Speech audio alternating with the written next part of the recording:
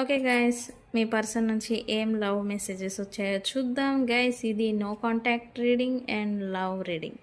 Okay, ఇది సపరేషన్లో ఉన్న వాళ్ళకి ప్లస్ కలిసే ఉన్నా కూడా డిస్టెన్స్లో ఉన్న వాళ్ళకి ఈ లవ్ మెసేజెస్ అండ్ ఇవి మీ పర్సన్ నుంచి యూనివర్స్ మనకి ఇస్తూ ఉంది. సో లెట్స్ సీ ఏం మెసేజెస్ వచ్చాయో. నేను ఆల్రెడీ కార్డ్స్ని షఫిల్ చేసి ఉంచాను, సో చూద్దాం. Why can't I move on from you? మీ పర్సన్ మీ నుంచి మూవ్ ఆన్ అవ్వలేకపోతూ ఉన్నారంట. ఆయనకే ఆయన క్వశ్చన్ వేసుకుంటూ ఉన్నారు మీ పర్సన్. ఇది పర్సనల్ ఫీలింగ్ బాగా ఉందంట మీ పర్సన్కి. Personal feeling. Okay, don't put up with my BS. Don't put up with my BS అంటే మీ పర్సన్ని పక్కకి పెట్టకూడదంట. మీ పర్సన్ అంటున్నారు మీరు యు వేర్ రైట్, మీరే కరెక్ట్ అంట మీ person. I am obsessed with you. మీ పర్సన్కి మీరంటే అబ్సెషన్ ఫీలింగ్ అనేది ఉందంట.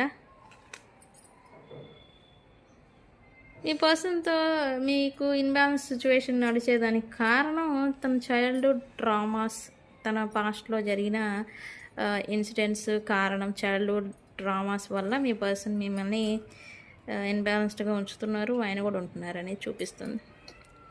Don't wait for me please. మీ నిర్ణయం ఏదో నువ్వు తీసుకో, నేను అసలు మంచివాడిని కాదు, నేను అసలు కరెక్టే కాదు, నీకు నేను తగిన వాడిని కాదని ఆ రేంజ్లో ఉంది ఈ మెసేజ్. సారీ, ఆ రేంజ్లో ఉంది మీ message. And if I could go back in time I would handle us differently. మీ పర్సన్కి కాలంలో వెనక్కి వెళ్ళగల శక్తి ఉంటే మిమ్మల్ని మళ్ళీ తిరిగి వెనక్కి వెళ్ళి డిఫరెంట్గా మిమ్మల్ని ట్రీట్ చేస్తూ ఉంటారంట. అంటే తను ఒప్పుకుంటున్నారు మీ పర్సన్ మిమ్మల్ని ట్రీట్ చేసిన విధానం తప్పు అని. ఇక్కడ I have to let you go to find my self. ఇదేంటి మళ్ళీ మీ పర్సన్కి? ఎస్, మీ పర్సను మిమ్మల్ని వెళ్ళనిచ్చాడండి. మీరు వెళ్ళిన తర్వాత మీ పర్సన్ ఏంటంటే మీ పర్సన్ గురించి తెలుసుకుంటూ ఉన్నారట. Okay, last card.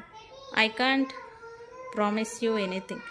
ఎస్, అందుకే కదా తనకి ఆ ధైర్యం లేదు, ప్లస్ తనకి ప్రామిస్ చేసేంత డేర్ అండ్ డాషింగ్ కూడా కాదు. అందుకే తను మిమ్మల్ని పుషప్ చేయడం, ఇగ్నోర్ చేయడం, తను ఎస్కేప్ అవ్వడం, ఇలాంటివన్నీ చేస్తూ ఉన్నాడు.